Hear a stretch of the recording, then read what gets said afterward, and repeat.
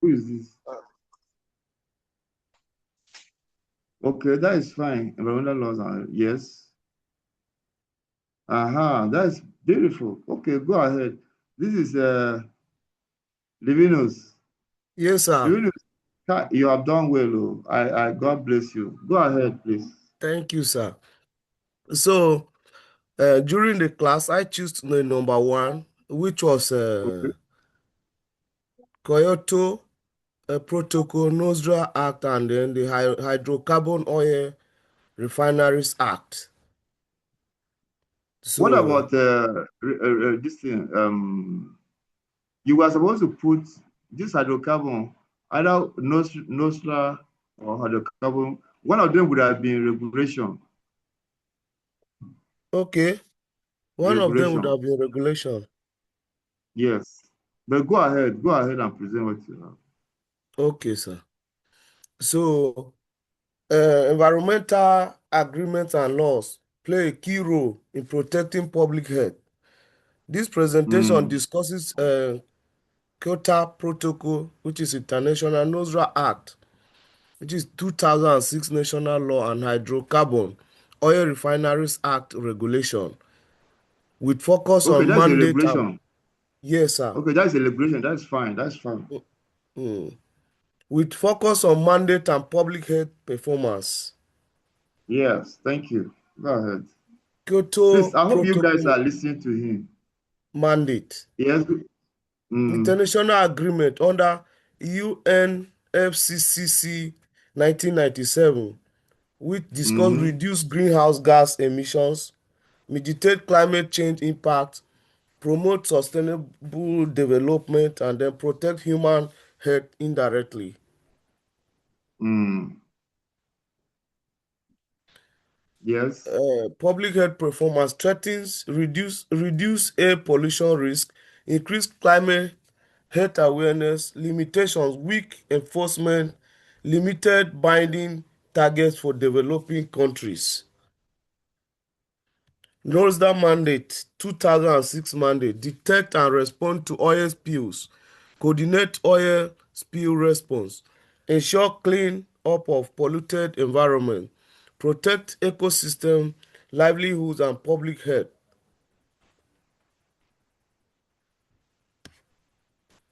NORSA Act Public Health Performance threatens legal framework for oil spill control, reduce exposure to toxic pollutants, challenges, poor funding and equipment, weak enforcement against polluters.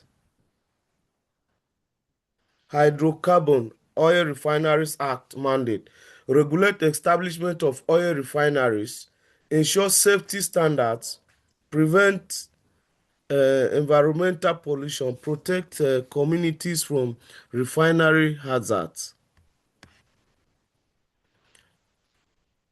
Act strengths, controls refinery operations, promotes safer handling of petroleum products, limitations, weak enforcement, illegal refineries pose major health risks.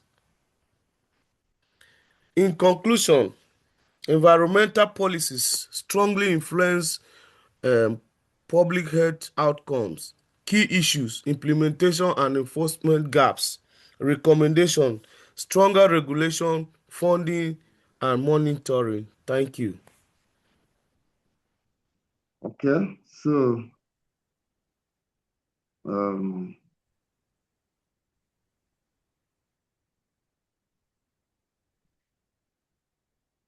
see, I'm clapping for you now.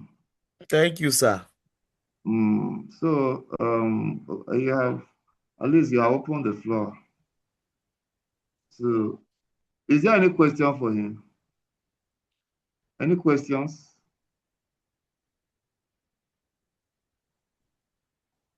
Any question for him? You are having people are clapping for you, so. Mhm, Thank you. Thank you. Thank you. mm. So, but, okay, sorry. Do you understand what is Kyoto Protocol from your presentation? Do you Sir? understand it? Kyoto Yes, sir. Protocol. Do you understand what is Kyoto Yes. Protocol? You say? Sir? What is all about Kyoto Protocol? Do you understand it? I want you to know. I want to know whether you understand Yes, Kyoto Protocol. it was the international agreement between countries by the UNFC 1997. They came Okay. together and agree and made a law that will guide everybody in order to reduce greenhouse gas emissions and then mitigate the climate change impact and promote sustainable development among countries and also protect human health Okay. among So member thank you very much. countries. That is that is okay. That is enough. Thank you. Yes. Thank you, So sir. let's have the next person, please. Next presentation. Next presentation.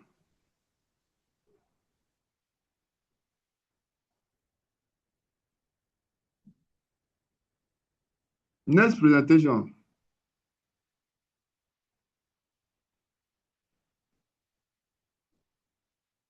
So many of us doesn't have the position on slide yet.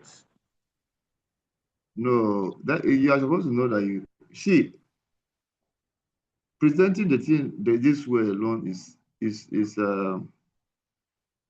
learning. You would have learned on how to make presentation on a digital platform.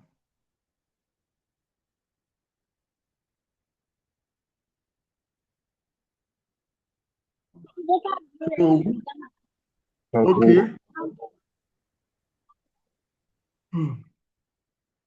Are you ready for us?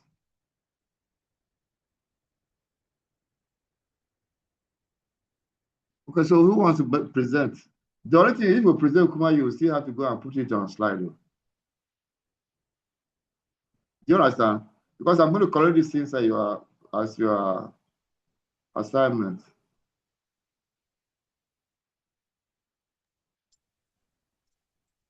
Okay, maybe I can talk and then bring the slides at a later date. I don't know if that's acceptable.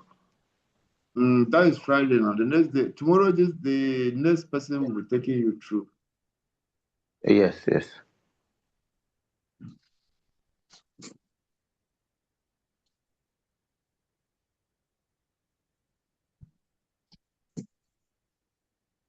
So present now. Okay, so on in the Nigerian laws, I want to talk about the harmful waste special criminal provision of 2004.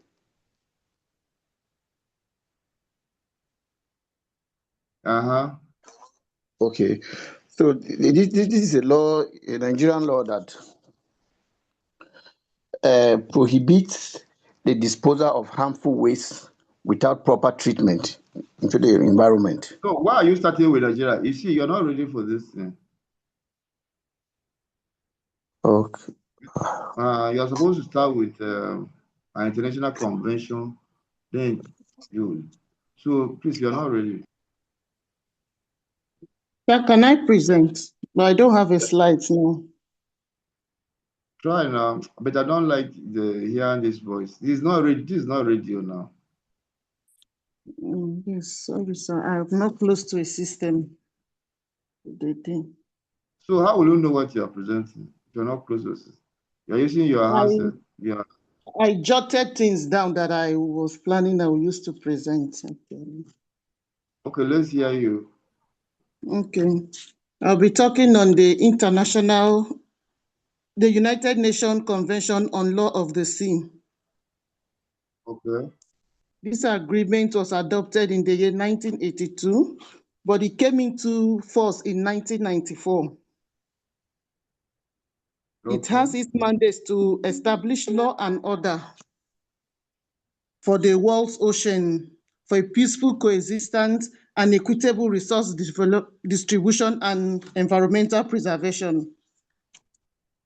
Okay. In its evaluation, it's to prevent marine pollution. It succeeded in doing so, but it had some failures because it still struggles. When this law was enacted, there was no much information about microplastics. So how it would take care of microplastics was not put in place in that time. So presently, it is still struggling with the runoff of microplastics into the oceans. Okay. One of the things succeeded in giving people food security and nutrition, because nutrition is a major part of public health. It succeeded in that area, but it also failed in some area because it was unable to curb illegal activities around the oceans. Because in the deep sea, some people will mine and there's nobody to regulate them. Every country choose what they do in their own part of the ocean. So this stops some side they overmine and overfish, and the other side are not able to get juveniles to sustain the ecosystem. Then on blue technology and medicine, the deep sea is a home for organisms with unique genetic properties in pharmaceuticals that helps in anti-cancer and major anti-cancer drugs and antibiotics. It succeeded in this because the biology beyond national jurisdiction ensures benefits for these health-related discoveries are shared equitably among all member nations. But it still had some problem because there is a vacuum in the legal framework that allows only wealthy nations to profit from what is derived from the deep sea, because it's only nations that are able to go down the deep sea that gets the benefits therein. Other nations like upcoming African nations that are not so well to do, that are still struggling to feed, don't have issues going into the deep sea in search of research. So only those wealthy nations are able to profit from the agreement. Then on the Nigerian law, I'm talking about the Nigerian Minerals and Mining Act of 2007. Hello, sir. How about you? Okay, sir. Mm. This mandate in 2007 vested ownership on and control of resources of the federal government. It gave environmental stewardship, mandates that operation must submit an environmental protection and rehabilitation plan. It also has a mandate on social responsibility. It mandated that the mining company will bring a development agreement which outlines the company's commitment to the host community. There was also a safety and health standard that every mining community is supposed to produce, so that the environment, when they are working, they'll be able to monitor the health and safety regulations with the mine site and those surrounding public, that's the host community. And then in evaluating this law, this Mining Act of 2007, the way it's promoting public health, there was community health and infrastructure. The intent of this evaluation was to see how the public health promotes making mining responsible for building clinics. So if you're mining in a particular area, you'll be responsible for ensuring that that area has a clinic and provide potable water for the area. This act succeeded in some areas where we have large-scale formal mining, but in areas where it's just the mining sites, they are not formally recognized, and maybe it's just a little people digging the hole to get mine. They were not able to achieve this because there was no regulation focused on them. And then there was also the environmental health and toxic exposure. This was to prohibit the pollution of water sources and requires deep precaution against environmental degradation. There was a lot of success in this because government was not monitoring closely what these miners were doing. A clear case is in the Zamfara 2010 lead poisoning. Nobody was monitoring the activities of this miner, so they were doing whatever they like, and then ended up poisoning almost the entire community.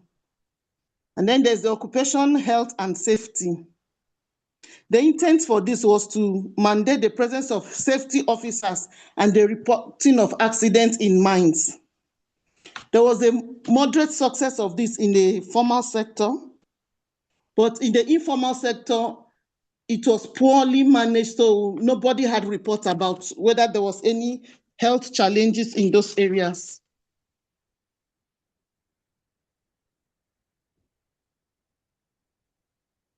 Company suites. Some companies of this mining had their mining water leaking into the environment. Government was not monitoring, and then the local community, some people, because of greed, were collecting, instead of reporting to the appropriate authorities, they were busy collecting hands down and allowing the bad practices of the miner continue to escalate, that most communities presently have serious chemical runoff in their drinking water, especially those who depend on the streams for their drinking water. Thank you, sir.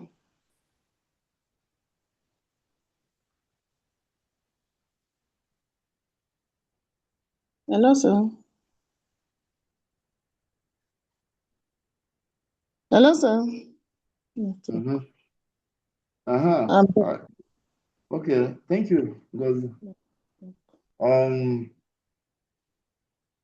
but in the first, you were talking about runoff affecting. I mean, this thing affecting runoff. I thought I want to say that maybe that was a slip of tongue. In the sea, but it's the runoff rather that will affect. You were talking about what type of microorganisms were you talking about in the sea? When I talked about runoff, it was on the mining site, water from the mining site running into the water body, sir. So when that is the runoff now. Yes, sir. The water is the runoff. Yes, it's not sir. the vice versa. Okay, so that is fine. Me, I don't have any problem with this. So let's have you can have your flowers. Thank you, sir. Okay, I'm ready to go now, sir, if I can. Okay, good. Okay, so I want to talk about the Paris Agreement of 2015. Very good. Okay, so this is an international treaty that was entered by countries around the world. The aim of this agreement was to mitigate the effects of climate change. The target reduce the effect of global warming to below 2 degrees. The target was 1.5 degrees Celsius. So the problem with this treaty, especially relating to Nigeria, is that these countries were supposed to go back and decide on their nationally determined contributions, what they will contribute, how much they will contribute to mitigating these effects of greenhouse gases on the global warming. But like for Nigeria now, our main source of revenue is the oil and gas sector. And there's a lot of flaring going on. So it's very difficult for Nigeria to stop gas flaring now because that's our major source of revenue. So, and many countries like that depend on these things, these other activities that emit a lot of greenhouse gases because they are developing countries and they need these industrial processes to develop. So, solutions to this thing is countries should, especially Nigeria, should try to diversify our economy and then encourage green and smart agricultural practices that will help to mitigate the effects of these greenhouse gases and global warming in general. So locally, I want to talk of the Nigerian Harmful Waste, that's a special criminal provision of 2004. Do I continue, sir? Yes. Okay. Go ahead. Okay, so this was an act of parliament that was trying to prohibit the dumping, carrying, or dealing with harmful waste without lawful authority.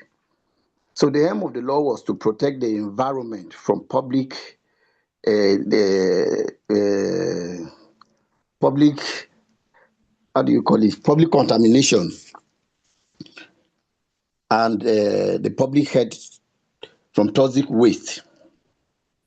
So this law too had challenges, especially when it came to the implementation because of one inadequate capacity of the enforcement agencies to reach across the nation.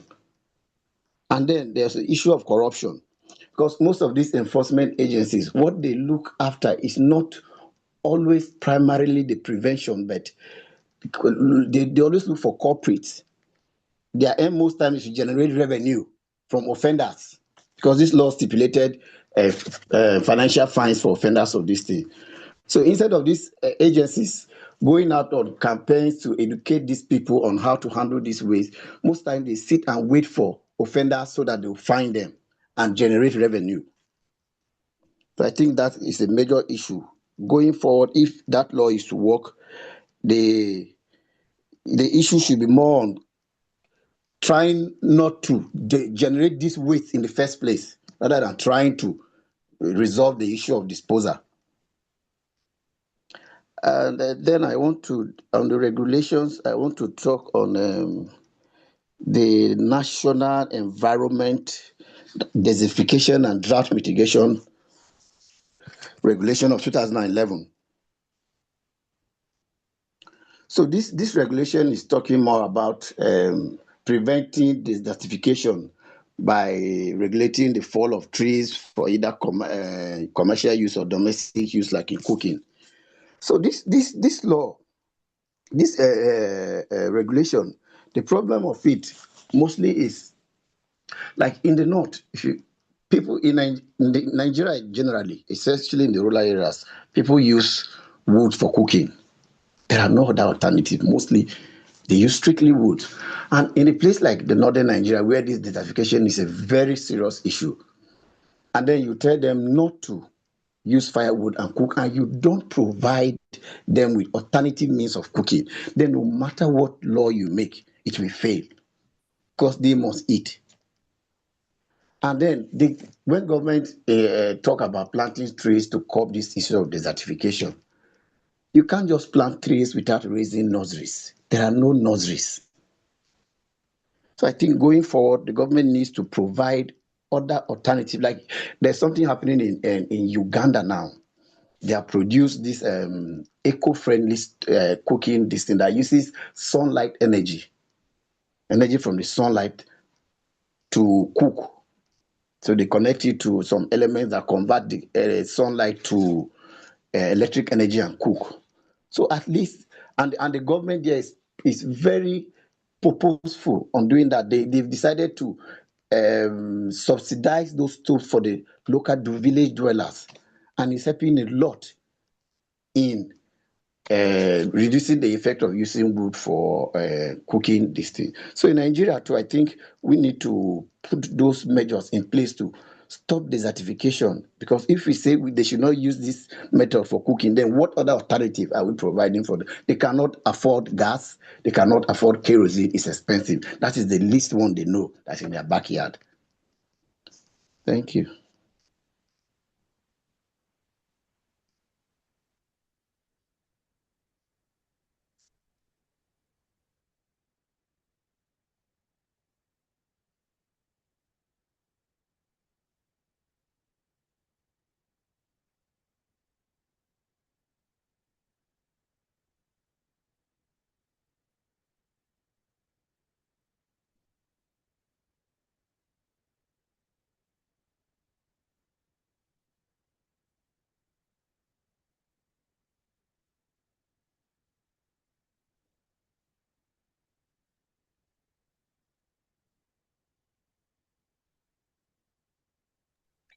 That's the end of my presentation, Prof. Okay. So any questions about that?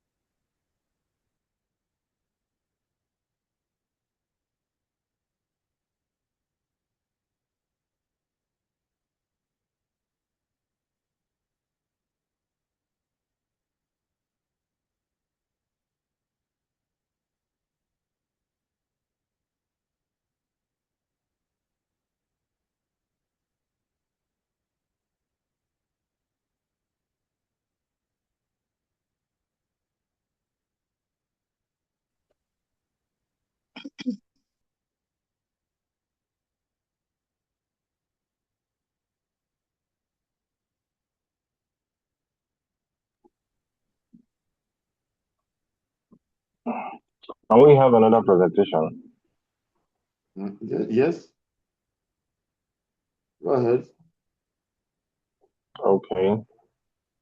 My own presentation is on international convention relating to intervention in high sea in cases of oil pollution casualties, 1969. The mandate to adopt it was adopted under the International Maritime Organization,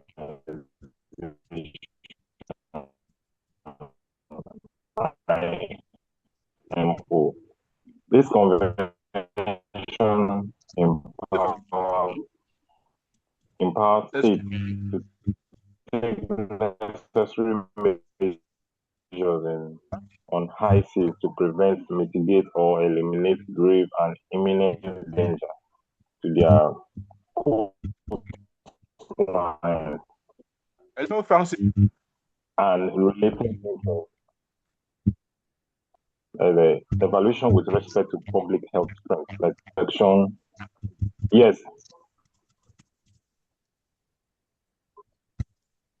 Francis, yes, I can hear you, sir.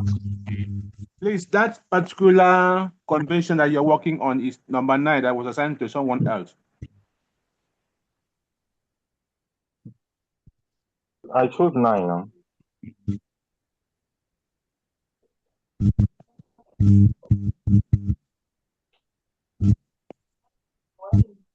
I chose number 9.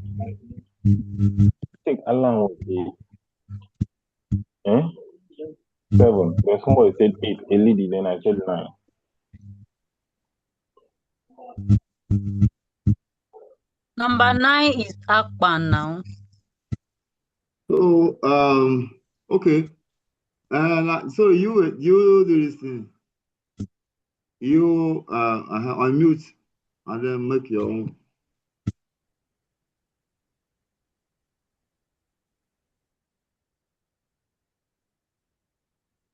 Unmute.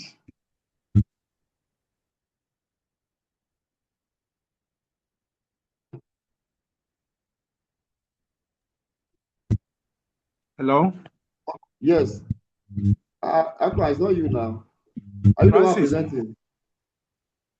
Francis. Is Francis there? Yes, I'm still here. Yes, please continue. Since you say you have already prepared, continue. I will take another number. Okay, thank you. Continue. That number. Okay.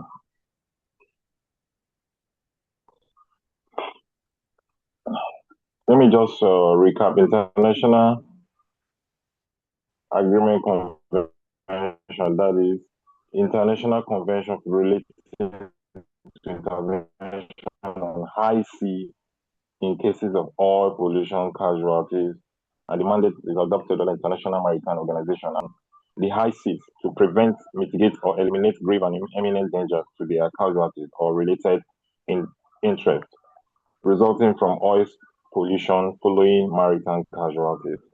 It creates legal authority for coastal states to intervene even beyond their territorial waters when there is oil pollution threat. Evaluation with respect to public health. That's a strength now. Prevention of exposure, oil spills, contaminate air, water, and food chains. Ecosystem protection. Healthy ecosystems support clean water and food supplies. International cooperation. Harmonize response strategies across states, improving readiness and reducing delay in maritime pollution. Then the weakness of this convention is that it has implementation gap. There's many states lack capacity or technical know-how or financial, which undermine its public health benefits in practice. And another weakness here is binding compensation.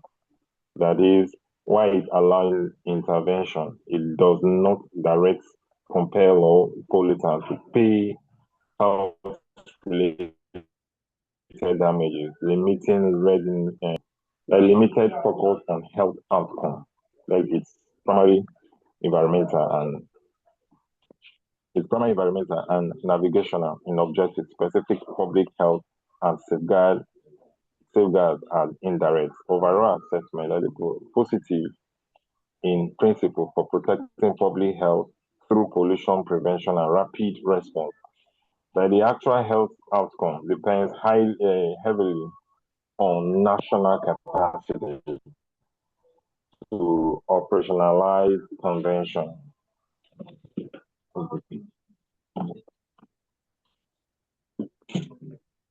The national law now, I chose National Environmental Standard and Regulatory Enforcement Agency, NESRA, at 2007. There's a mandate of is principal authority for enforcing environmental laws and regulations in Nigeria, including pollution control, waste management, and environmental impact assessment enforcement, aim to protect, preserve environmental, and ensure sustainable development while safeguarding public health and welfare.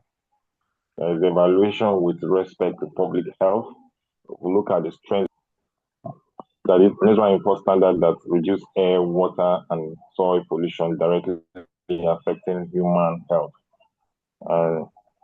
Also, broad enforcement power. It can issue compliance notice and also sanction and oversees industrial environmental practice, integration and regulation. It provides legal backbone for subsidiary regulations, there's water quality and emissions. But in as much as it has some strengths as well as weaknesses,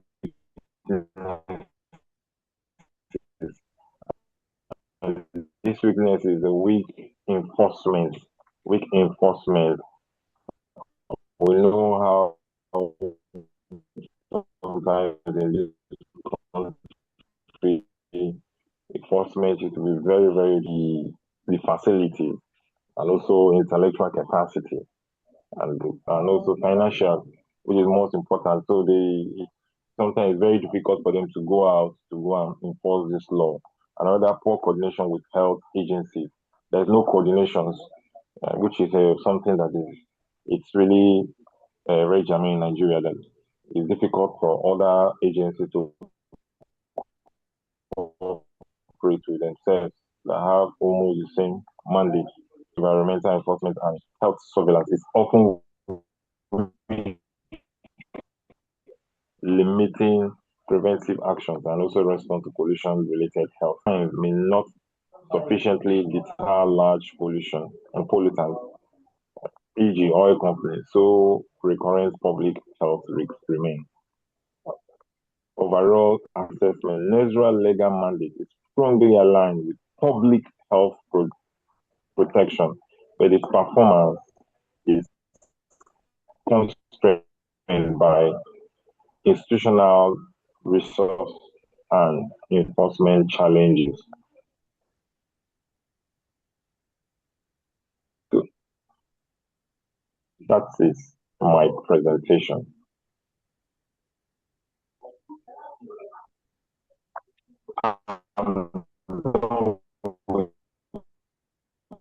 My presentation.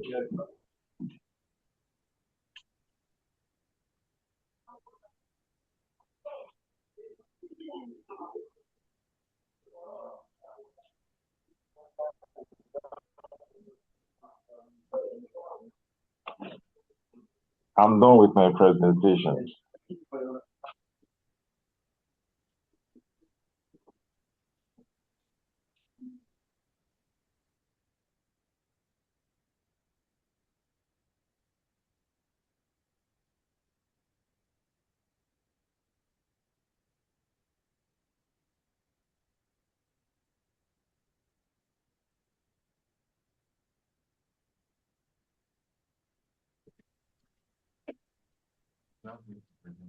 Kalau yes, Can we take the next presentation, sir? Yes. I want to take my presentation.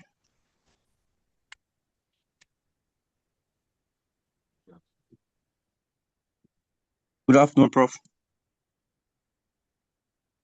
Hello. Peter, Hello. we can hear you. I think you should go ahead. Okay.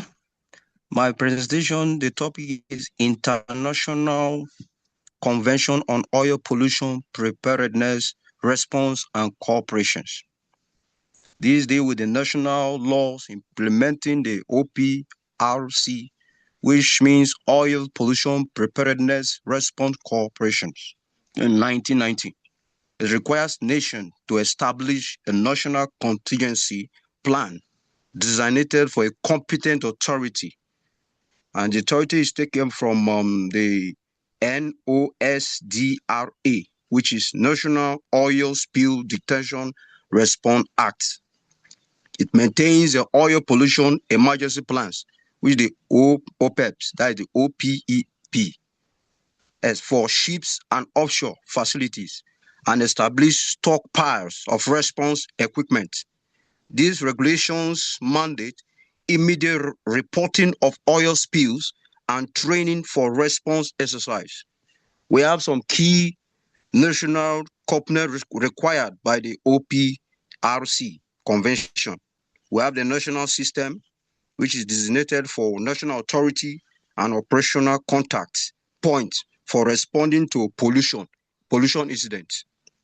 We have the contingency planning, that is the development of national oil spill contingency plan to handle incidents. We have the ship facility plans, mandatory oil pollution emergency plans for ships, port, harbor, and offshore oil handling facilities.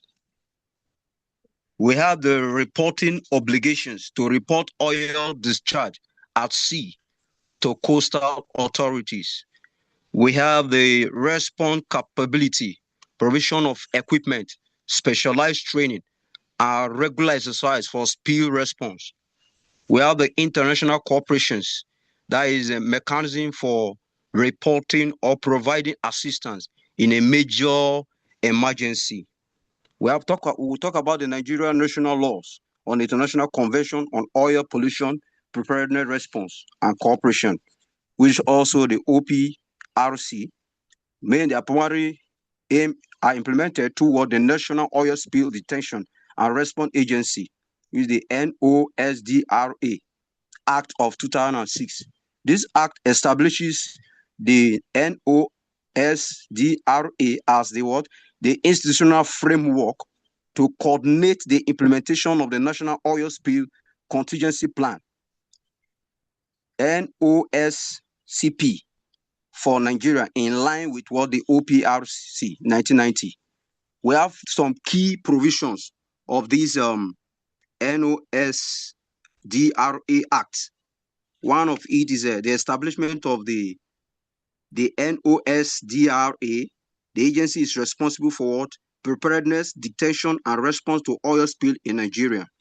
National Oil Spill Contingency Plan, NOSCP, NOSDRA help to coordinate the implementation of NOSCP, which outline organizational relationship and procedure for responding to oil pollution incidents. We have also the objective of the NOSDRA. This includes establishing a viable national operational organization, identifying high-risk areas, and ensuring effective response to major oil pollution incidents. And we have some other relevant laws that are regulated. Some other relevant laws that are regulated.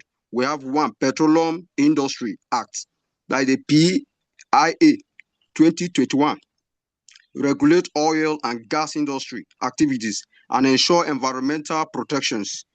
We also have the Environmental Impact Assessment Act 1992, governs environmental impact assessment for oil and gas projects.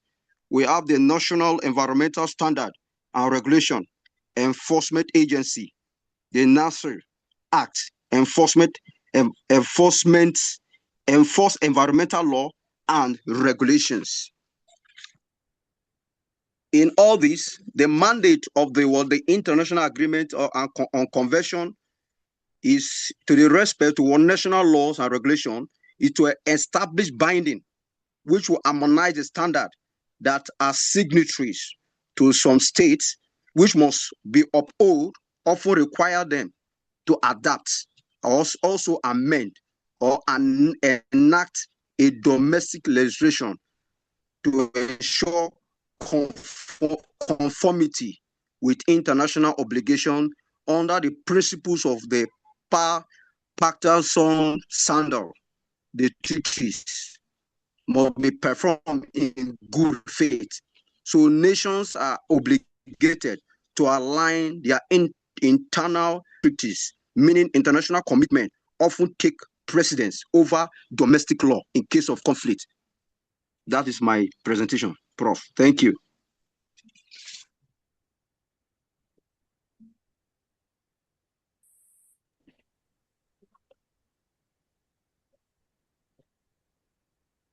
Prof, I'm done with my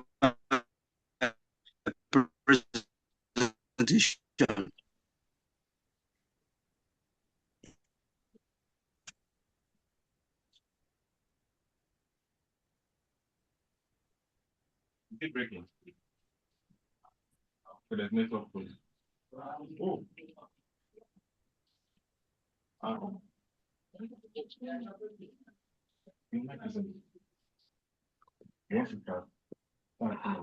Okay, I think I will take the next presentation.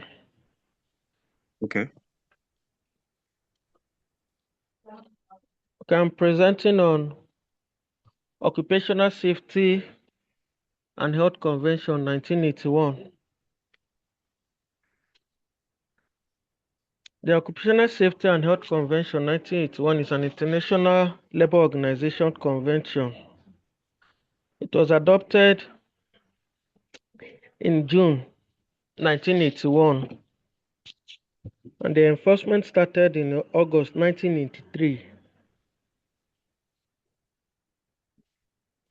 It was established by 76 states, and as of February 2023, the convention had the protocol, an additional protocol ratified by 17 of the 76 states that started it.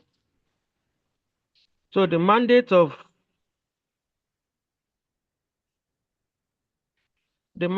this convention was primarily to encourage national policies on occupational safety and health, to define responsibilities of employers, workers, and governments, promote cooperation between employers and workers, ensuring enforcement of safety and health measures.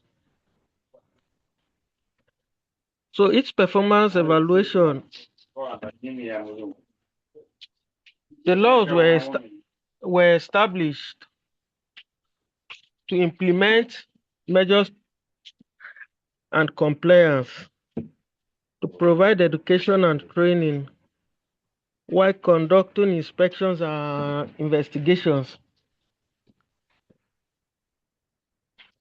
These laws were established to reduce workplace accidents and diseases and encourage safe work practices, promoting workers' well-being, at the same time influencing national policies on health and safety. And when we refer to workplace and accidents, and a case study of the health workers, understand that is where majority of the workers are exposed to occupational hazards. We remember recently, 2 or 3 years back, we had the COVID-19 virus that came into play. We all saw how a lot of health workers and practitioners were victims due to their working environments. It was very, very difficult, even for them, to stay healthy with that attack we had then. And this works. It's not limited just to the health workers. We have company workers also going through the same occupational hazards. But like we all know, in most cases in our country, the limitations of some of these laws are always there for us to see. For instance, legislators who are saddled with the responsibilities of enacting these laws. I think the last time these laws were even enacted was in 1990. That was the last time they had a review, which has made them very outdated by now, because 1990 to now is about 30, 35 years or so, 36 years. So laws that are being practiced, laws that were enacted as far back as 1990 to 2026 are obviously outdated, and they need to be reviewed. And enforcement has always been the bigger challenge we've had in this country, because when it comes to enforcing our laws, there is a lot of compromise, ranging from those tasked with enforcing these laws. Corruption has been at the core of this inability to enforce these laws.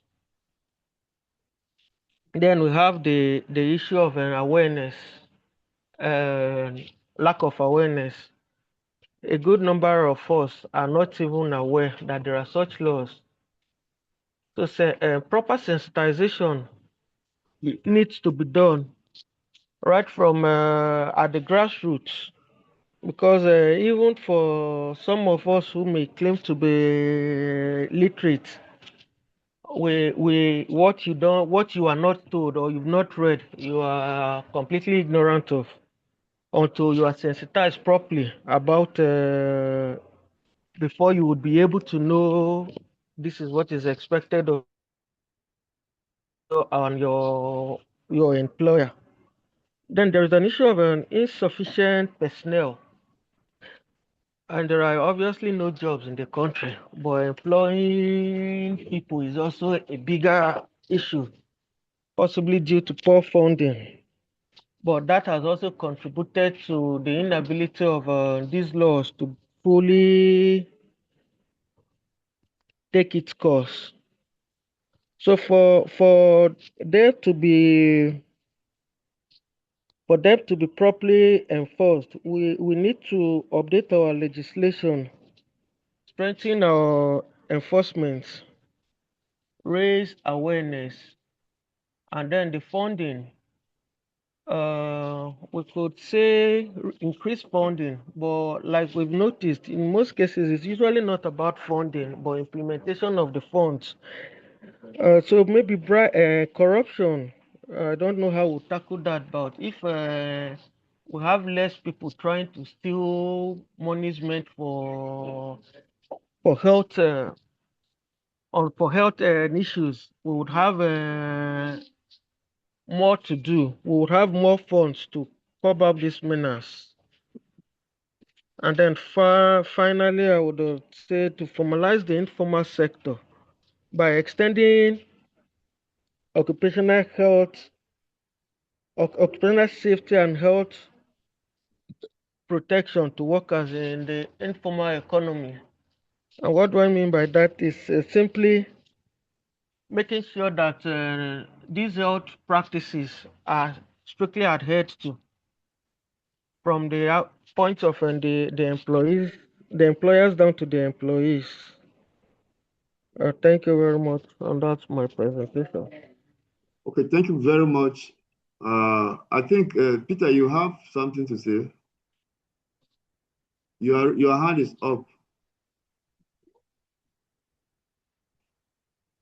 Yeah, Peter.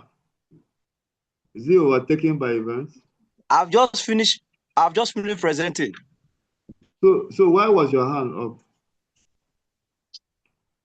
Okay, I'm sorry. Let me leave there, sir. Okay. All right, so we will continue on Friday, please.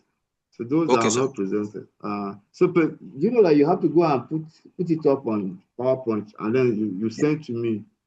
It's okay, sir. Everybody. Through your email, sir? Yes, through my It's okay. WhatsApp or email, any of them. It's So okay, thank sir. you very much. Have a nice day. Thank you, sir. And you too, sir. Thank you, sir. Yeah. Sir, mean that I finish mine. Can I send mine to you? Yes, you can. Yeah. Okay. You can. Thank you.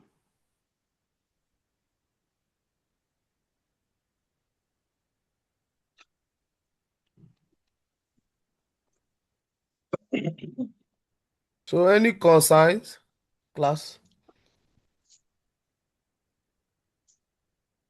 Hello? What is that? Do we have any concern? Must we present before we forward to him? I think we should forward it if we are through. If we are through with our presentation. You must present before you send to him, sir. Okay, we must present in the class before we forward to him. Yes, sir. Okay, that is the directive from him. Yes, sir. Okay. That means it's on Friday. Yes. Okay. If there is no, those topics are not enough to cover all of us. We are about 20-something, and those topics are It's not. enough. It's enough for the topics It's are 32 enough. in number. We have about The topics are there. the topics are 33 of them now. We have 33. those Yes. conventions.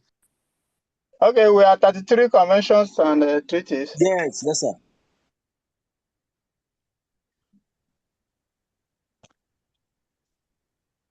So you can choose one from it.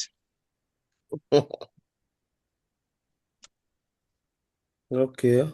So I think that these are only our concerns. In absence of anyone, we can call it a day now till tomorrow. Tomorrow, yeah. Thank you. Good afternoon. Good afternoon, ma. Afternoon, ma. Yes, I have a question. I understand that some numbers were allocated for the international conventions. But what about the local treaties? Are we supposed to pick any one, or we are also assigned to it also?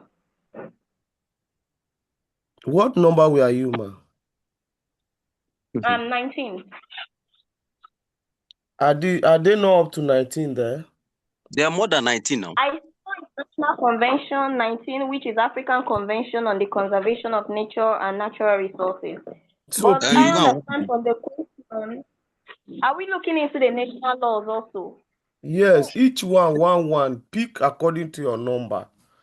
Okay, based on the national laws also. Yes, national laws and the regulation. Okay, thank you. That's why I just wanted to be clear about it. Thank you. You're welcome. Excuse me too. I just want to add. How are we going to submit the slide? He said you should forward it to him, to his WhatsApp. Email. Whether WhatsApp No, or email. WhatsApp, right? Yes, WhatsApp. Okay, then the number is on our general WhatsApp platform. Yes, the number is on the timetable. Okay, timetable. Okay. Yes, sir. Okay, the number is on the timetable. Yes. Okay. What if it was posted on our group so that you can for easy. You will do that. The cost shop will do that. Cost shop, just make sure you do that for us, please. Yeah, it's just put it on our group. Because I didn't join. I don't have the time to enjoy it. Thank you very much. So everybody have a nice day. Thank you. Are we good to go now? Yeah, we're good to go. Are we done? Are we taking attendance? Attendance for today? For today? They have a way of taking theirs. Guys, you are not been taking attendance, so. I've been checking now. Is it the one to take attendance? Have a nice day, people. Okay. Have a nice day. All right, thank you.